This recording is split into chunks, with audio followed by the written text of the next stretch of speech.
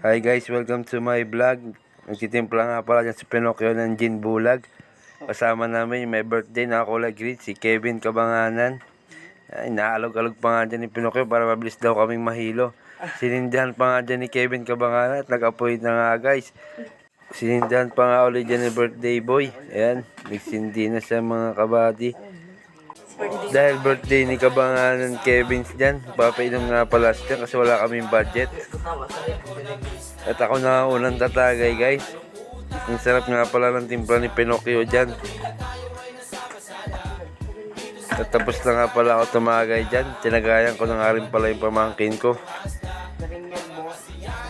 Si Rainier, Pato, ayan. Pangalawang tagay niya guys. Yum yum yum daw. At binatagay ko na rin dyan si Pinocchio. Hindi humahaba yung ilong niya na. Nguso lang humahaba niya ni Pinocchio. Nagpapakit pa nga sa dyan. Tinatagal niya yung pagtagay. At tinagayan ko na rin pala dyan yung may birthday. Dinabi-dabihan ko na nga yung tagay niya para mabilis siyang malasing. Happy birthday sa'yo, Kevin Kabanganan. Nagpapogi na nga rin. 3 James nga daw, sabi niya guys. Siyempre, yung last natin papatagayin dyan. Ang pambansang salboy ng sidling. Pag nakita ito natin Marites bukas, papaluin to. Ayan guys, tumagay na si Nognog.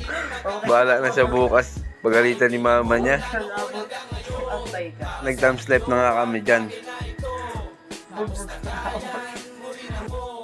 Wala sa ating magbabago kasi nga ikaw ang kabarkada ko.